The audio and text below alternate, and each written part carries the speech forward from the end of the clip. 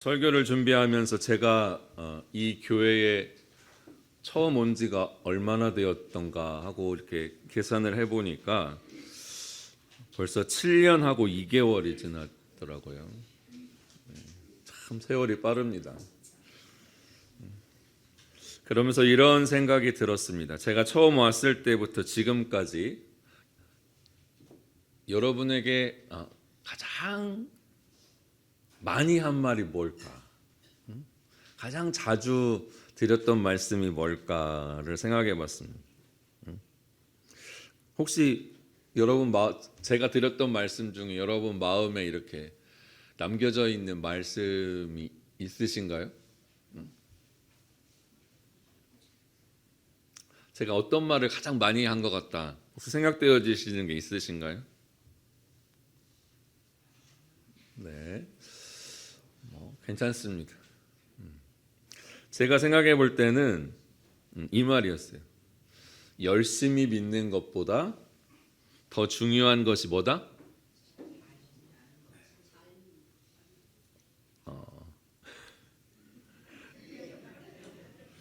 열심히 믿는 것보다 더 중요한 것은 바르게 믿는 것이다. 바르게 믿는 것.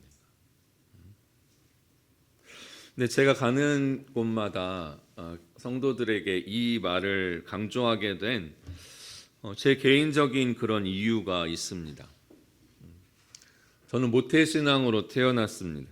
근데 태어나서 목사가 될 때까지 교회 안에서는 정말 언제나 가장 모범생 같은 사람이었어요. 하나님을 참 잘 믿는다고 자타가 공인하는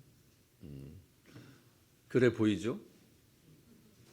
그러니까 다른 것 뭐 학교에서 공부하고 그런 것은 별로 자랑할 것은 없는데 신앙만큼은 언제나 사람들의 많은 인정을 받으면서 자라왔습니다. 이제 그렇게 해서 목사까지 된 거예요.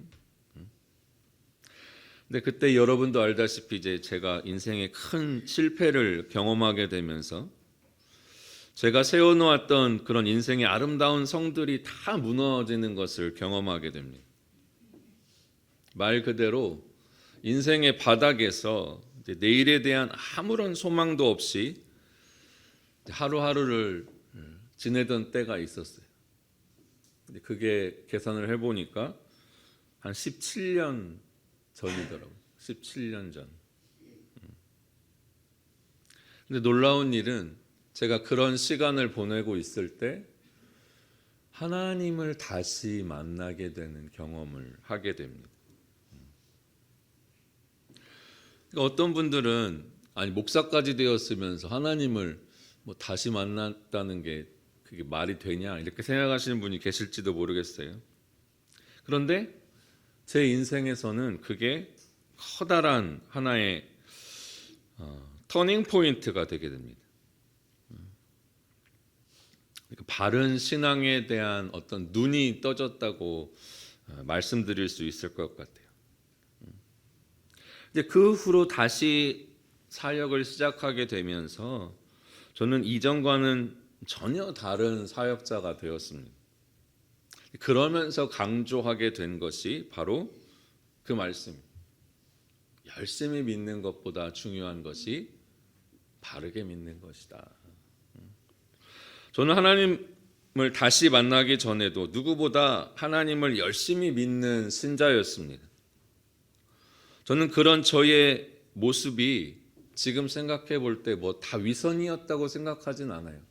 사람들에게 보이기 위해서만 그렇게 한 거라고 생각하진 않습니다. 하지만 돌이켜 보면 제 신앙의 중심에는 늘 하나님께 인정받으려고 하는, 그리고 사람들에게 인정받으려고 하는 신앙적인 열심이 있었다는 것을 고백할 수 있어요. 그러니까 신앙적인 열심의 가장 궁극적인 동기가 뭐냐? 믿음 때문이라기보다는 하나님과 사람들에게 인정받으려고 하는 마음이 더 컸다는 것입니다. 그렇기 때문에 열심히 하나님을 믿는데 제 마음에서 늘 떠나지 않는 또 다른 마음은 뭐냐? 바로 죄책감이에요. 이것도 더 잘했어야 했는데 저건 왜 그렇게밖에 못했을까? 왜 나는 또 이런 죄를 지었을까? 왜 이런 유혹에 또 넘어가게 되었을까? 늘 그런 마음들이 제 마음을 괴롭혀 왔습니다. 여러분, 그런데 제가 하나님을 다시 새롭게 만나고 나서부터는 제 마음에서 이런 모든 죄책감들이 다 사라지는 것을 경험하게 되었습니다.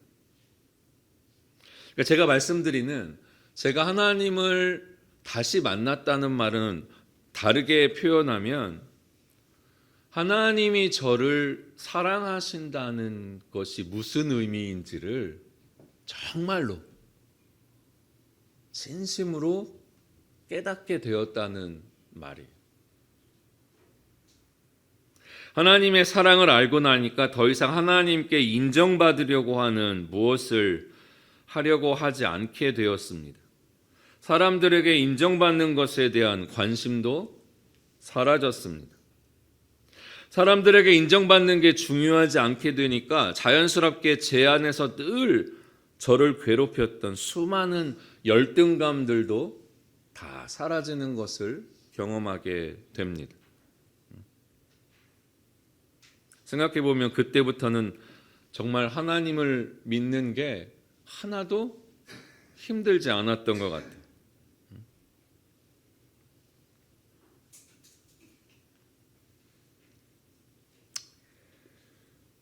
성도들을 대하는 태도도 완전히 달라졌습니다. 여러분이 보고 있는 지금 제 모습은 17년 전 인생을 실패했다고 생각하며 인생의 바닥에 있었을 때, 그때는 전혀 생각할 수 없는, 내가 그렇게 될 거야, 아니 하나님이 나를 그렇게 되게 하실 거야, 그런 생각은 할 수도 없었던 그런 모습이라는 것을 생각해 보게 됩니다. 그리고 저는 이 모든 것이 제 삶에 주어진 하나님의 은혜라고 생각을 합니다. 저에게 이와 같은 변화가 일어난 후에 저의 모습 중에서 가장 달라지게 된 것이 무엇일까 생각해 보면은, 저는 이제 평안을 누릴 수 있는 사람이 되었다는 것. 하나님을 다시 만난 후로는, 물론 그 후로도 경제적으로는 늘 그렇게 넉넉한 삶을 살아오지 못했습니다. 여러분, 그런데 제 마음에서 여전히 진심으로 고백되어지는 게 뭔 줄 아세요? 바로 시편 23편 1절 말씀. 여호와는 나의 목자시니 내게 부족함이 없으리로다. 여러분은 여러분의 인생을 걸고 그 시편 23편 1절의 고백에 아멘 하실 수 있으신가요? 저는 할 수 있어요.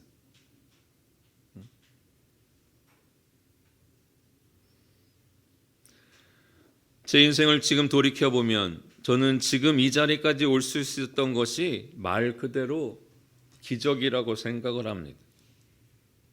그 자체가 하나님께서 함께 해주셨음에 대한 가장 명확한 증거라고 저는 생각을 합니다. 몇 년 전부터 건강을 잃고 제가 투석을 받고 있다는 사실을 여러분도 아시죠? 병원에서 투석을 시작해야 한다는 말을 처음 들었을 때 솔직히 너무 좀 신경질이 나가지고 병원에서 나와서 제가 제일 먼저 한 일이 뭔 줄 아세요? 가장 비싼 핸드폰을 바꿨어요. 속으로는 그런 마음이었어요. 아, 이놈의 세상, 그렇게 아끼면서 살 필요 있나? 나도 한번 질러보자. 그러고서는 핸드폰을 새로 장만을 한 거예요. 그런데 딱 사흘이 지나면서 제 마음에 이런 생각이 들었습니다. 그래, 내가 잘못해서 걸린 병도 아니고 유전으로 얻은 병이라는데 그리고 유전될 확률은 50%라고 하는데 그 50%의 확률로 이 병이 나에게 생긴 것도 뭔가 하나님의 뜻이 있겠구나는 생각이 드는 겁니다. 그 후로 다시 제 마음은 평안을 찾을 수 있었습니다. 물론 일주일에 지금도 3번씩 투석을 받는 일이 쉽진 않습니다. 하지만 여러분, 저는 그렇게 되게 해주신 것에 대해서 하나님께 한 번도 불평을 하지는 않았습니다. 돈은 별로 가진 게 없지만, 건강도 변변치 못하지만, 사랑하는 여러분, 제가 확실하게 말씀드릴 수 있는 것은 전 평안하다는,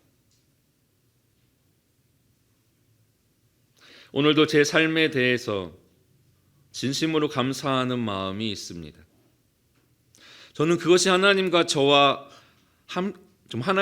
저와 함께 하심에 대한 가장 큰 증거이고 능력이라고 생각을 합니다.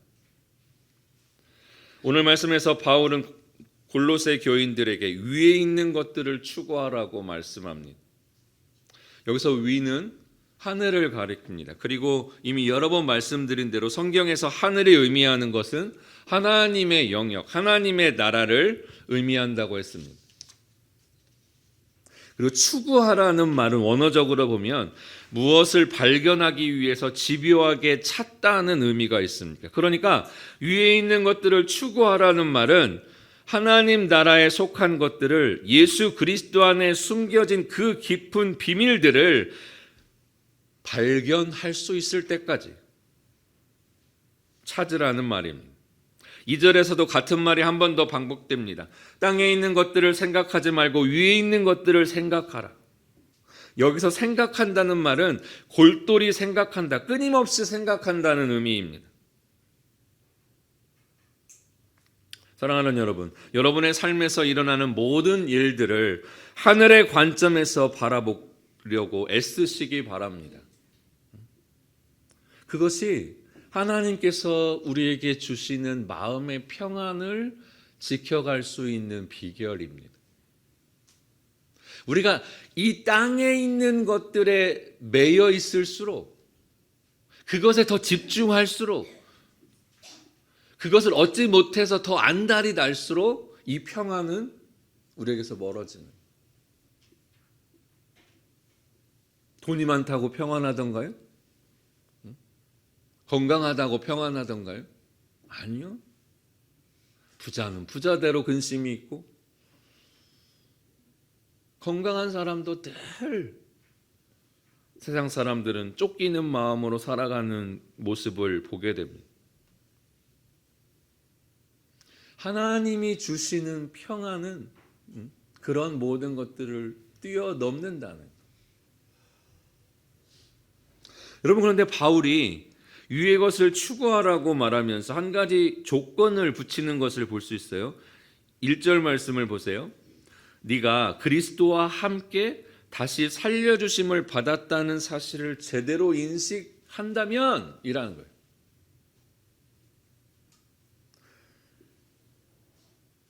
제가 신앙적으로 뭔가 더 깨어난 후에 한국교회 성도들을 바라보며 제일 안타까운 마음이 드는 것은, 예수를 믿기는 믿는데 예수를 믿는 자신이 진짜로 누구인지를 제대로 알지 못하고 신앙생활을 하고 있는 분들이 많다는 거예요.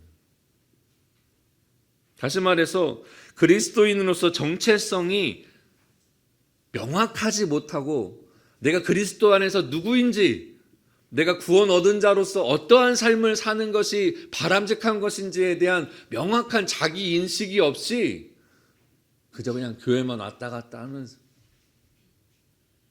신앙생활하는 분들이 적지 않다는 것입니다.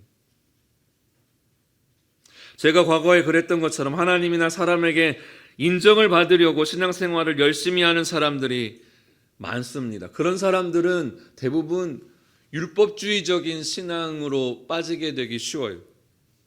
근데 왜 그런 일이 생겨요? 그렇게 내가 보일 만한, 내보일 만한 하나님 앞에서 내보일 만한 신앙적인 업적이 없어도 하나님은 이미 나를 사랑하신다는 사실을 제대로 깨닫지 못하기 때문입니다. 그래서 무엇인가 하나님에서 해야 된다고 생각하는, 순종해야 된다고 생각하는, 예배도 빠지면 안 된다고 생각하는, 그래야 하나님의 인정을 받고 하나님의 사랑을 받을 거라고 생각하는 것. 그러나 여러분 아니에요. 여러분이 그렇게 하기 전부터 이미 하나님은 여러분을 사랑하신다는 사실을 깨달으셔야 돼요. 우리의 모든 신앙의 행위는 그 사랑에 대한 감사의 반응으로 하는 것이지, 그 사랑을 얻어내기 위해서 하는 것이 아니라는 사실을 아셔야 됩니다. 왜 수많은 신자들이 세상의 유혹에 대책 없이 푹푹 쓰러져요? 예수 안에서 내가 지금 뭘 가진 자인지, 예수 안에서 얻을 수 있는 것들이 그런 세상의 유혹거리들보다 얼마나 더 귀하고 좋은 것인지 제대로 알지 못하기 때문에 그렇습니다. 예수 안에서 이미 너무나 좋은 것을 받았는데 여전히 세상을 바라보며 세상의 좋은 것들을 만을 사모하며 살아가는. 제가 하나님 다시 만나고 얻은 가장 큰 변화가 평안이라고 말씀드렸습니다.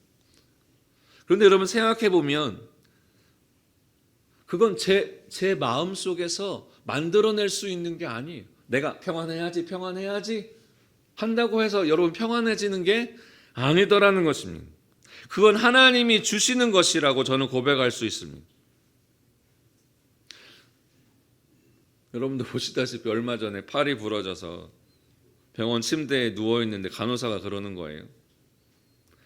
만약에 왼팔이 부러져서 수술을 했으면 투석을 하는 팔을 못 쓰게 되기 때문에 위급한 상황이 될 수도 있었다는 거예요.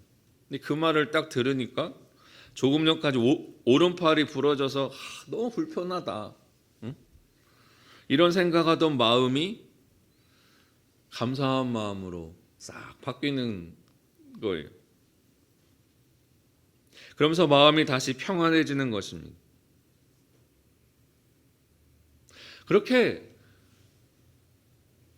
저는 삶 안에서 겹겹이 채워지는 하나님이 주시는 평안을 경험해 왔습니다.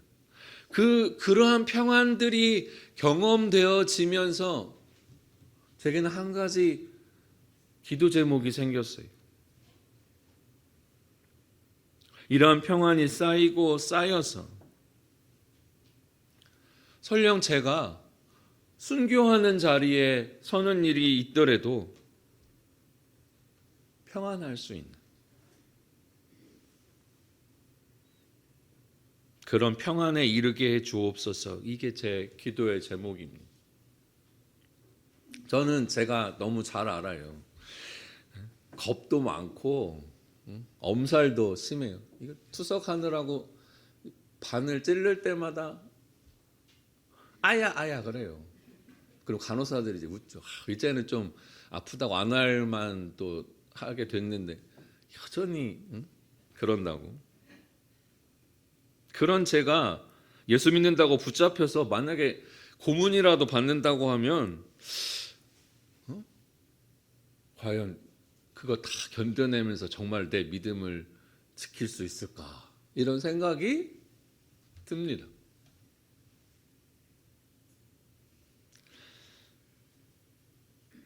하지만 이런 짐작을 하게 돼요. 뭐냐? 지금 내가 경험하는 이와 같은 평안을 계속 내 삶에 이러한 평안이 쌓이게 되면 언젠가는 그러한 순간이 오더라도 정말 평안할 수 있는 그런 사람이 되겠구나. 그러니까 제가 제 믿음이 좋아서 그렇게 되는 게 아니라 하나님께서 매일매일 채워주시는 은혜 안에서 내가 그런 사람이 되겠구나 하는 그러한 짐작을 해보게 됩니다. 사랑하는 여러분, 이런 평안보다 더 큰 능력이 어디 있겠어요?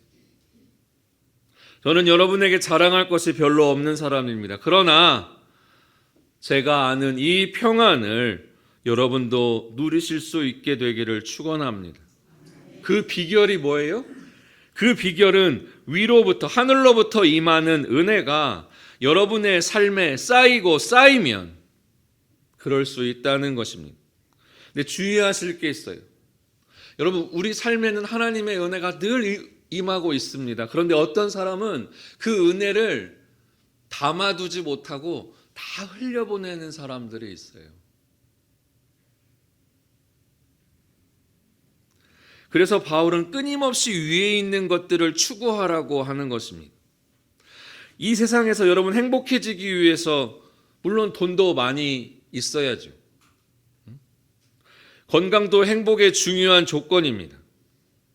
여러분, 그러나 그런 것들은 모두 땅에 속한 것들이라는 사실.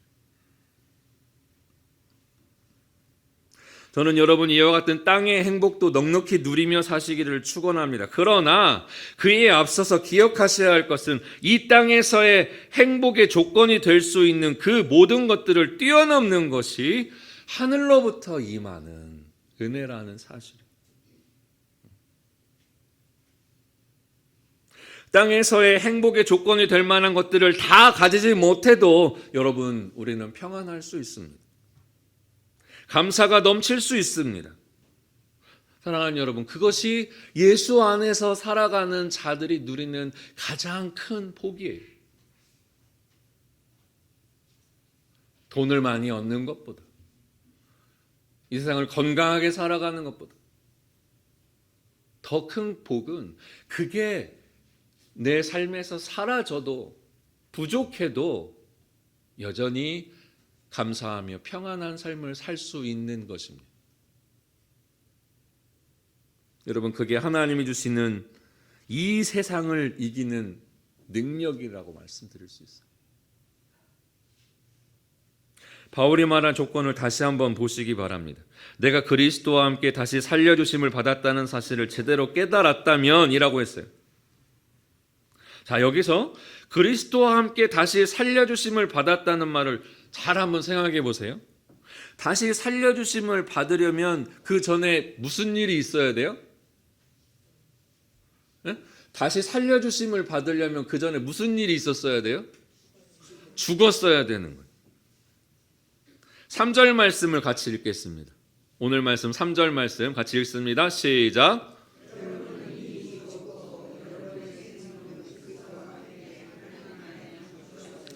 사랑하는 여러분, 예수를 믿는 자는 어떤 사람이에요? 그리스도 안에서 이 세상에 대해서 죽은 자라는 거예요. 그리고 그리스도 안에서 하나님 앞에서 다시 산 자라는 것입니다. 우리가 위의 것을 추구하며 살아야 하는 이유는 뭐냐? 우리는 이미 이 땅의 것들에 대해서는 죽은 자들이기 때문입니다.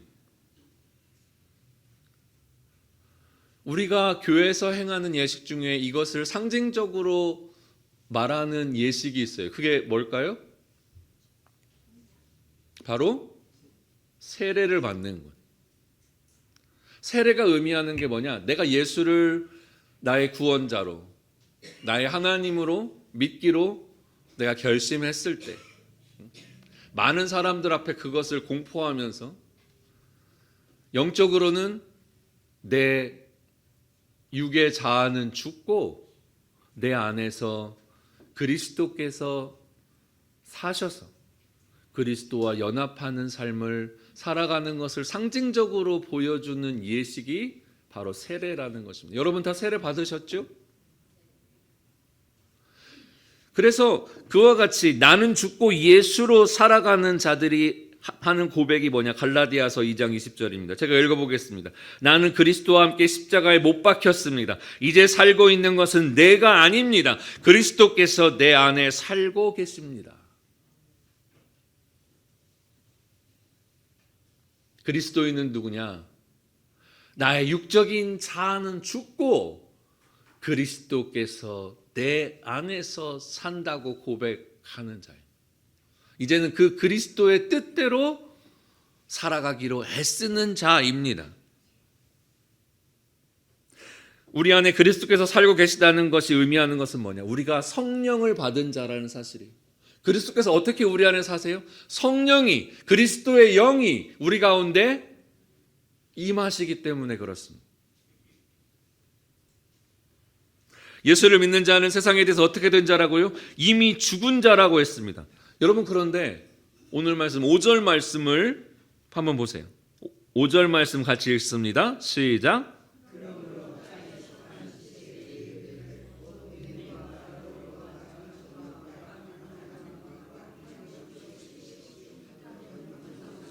자, 이미 죽은 자인데 정욕, 악한 욕망, 탐욕을 또 어떻게 하라는 거예요? 자, 죽이라는 말은 지금 죽어 있다는 말이에요? 살아 있다는 말이에요? 살아 있다는 말이에요. 여러분, 이게 무슨 말이에요? 우리는 이미 세상에 대해서 예수 안에서 죽은 자들인데 우리 안에는 여전히 수많은 욕망들이 살아서 우리를 끊임없이 하나님에게서 멀어지게 한다는 말이에요.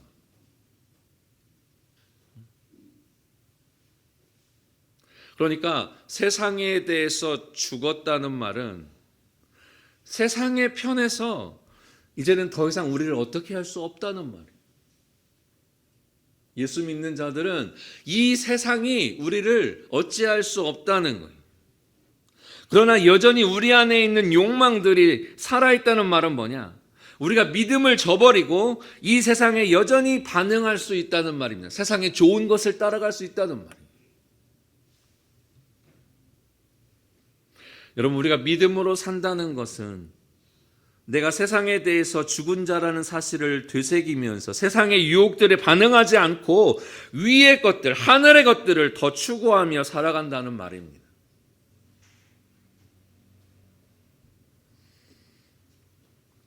자, 앞에서도 잠깐 말씀드렸는데 그렇다면 세상의 유혹에 반응하지 않고 위의 것을 더 추구하며 살아가기 위해서 우리에게 필요한 게 뭘까요?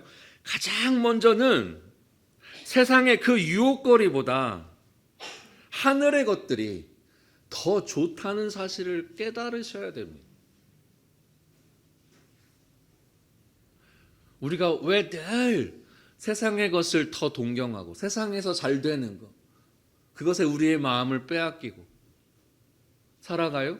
아직 하늘로부터 주어지는 것들이 내가 동경하고 얻기를 원하는 그것들보다 더 좋다는 사실을 제대로 모르시기 때문에 그런 거예요.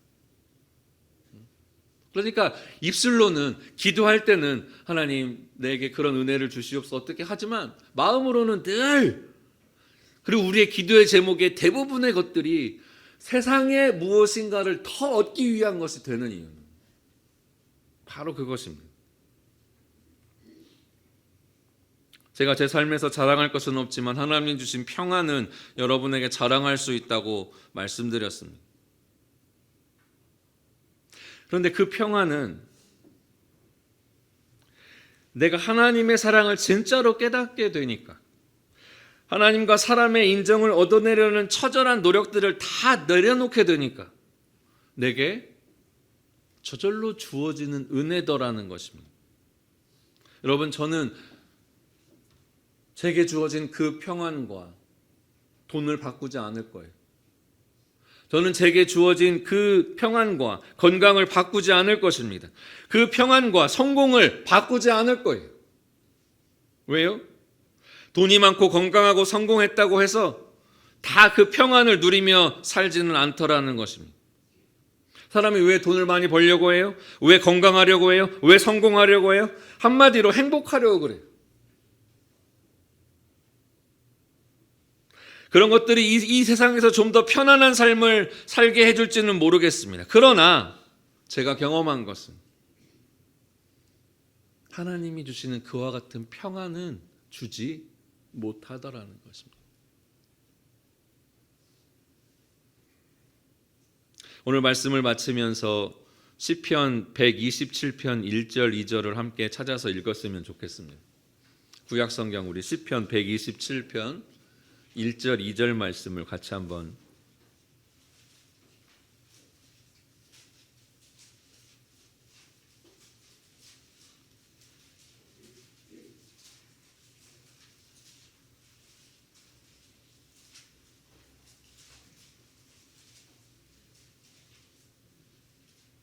자, 시편 127편 1절 2절 같이 읽습니다. 시작. 주님께서 집을 세우지 아니하시면 집을 세우는 사람의 수고가 헛되며 주님께서 성을 지키지 아니하시면 파수꾼이 깨어 있음이 헛된 일이다. 일찍 일어나고 늦게 눕는 것, 먹고 살려고 애써 수고하는 모든 일이 헛된 일이다. 진실로 주님께서 사랑하시는 사람에게는 그가 잠을 자는 동안에도 복을 주신다. 사랑하는 여러분, 일찍 일어나고 늦게 눕는다는, 열심히 살았다는 것입니다. 뭘 위해서요? 이 땅의 것들을 위해서. 그런데 그러한 것이 어떻다고요? 다 헛되다. 헛되다는 말이 필요 없다는 말은, 여러분, 우리는 여전히 먹고 살아야 되고 잘 곳이 필요하고 더 편안한 잠자리가 있으면 더 좋고 그렇죠. 그런데 그러한 것이 있다고 해서 매일매일 편안한 잠을 자는 것은 아니더라는 거예요. 하나님이 사랑하는 사람에게 편안한 잠을 주신다는 거예요. 누군가 상담을 받으러 오면은, 그래서 이제 자신의 어려움을 이렇게 호소하잖아요. 그럼 제일 먼저 하는 질문이 있습니다. 혹시 잠은 잘 주무시나요? 그래서 잠은 잘 잔다고 하면 이분의 문제는 아직 되게 경증으로. 근데 잠을 잘 못 잡니다. 그러면 많이 좀 심각한 거라고 볼 수가 있어요. 여러분, 평안한 잠은요, 내 의지로 잘 수 있는 게 아니에요. 하나님께서 여러분에게 평안을 주셔야 가능합니다. 그것은 이 땅의 것들에 매여서 살지 않고 내 생각을, 내 관심사를, 내 인생의 방향을 하늘을 향하며 살아가는 자들에게 주어지는 것이라는 사실입니다. 사랑하는 여러분, 올 한 해도 더욱 땅만 바라보며 살지 마시고 하늘의 것을 생각하고 하늘의 것을 찾고 하늘의 것을 누리며 살아가시는 저와 여러분 되시기를 축원합니다. 여러분, 우리에게는 이미 하늘에 좋은 것들이 주어져 있습니다. 여전히 땅의 것들만을 추구하며 그것에 내 삶의 행복을 다 걸고 살면서 하늘의 좋은 것들을 놓치고 살아가는 그런 어리석음을 범하지 마시기 바랍니다. 우리 은여울의 모든 성도들은 올 한 해 더욱 하나님이 계시는 하늘과 가까워져가는 삶을 사시게 되기를 주님의 이름으로 축원합니다. 기도하겠습니다.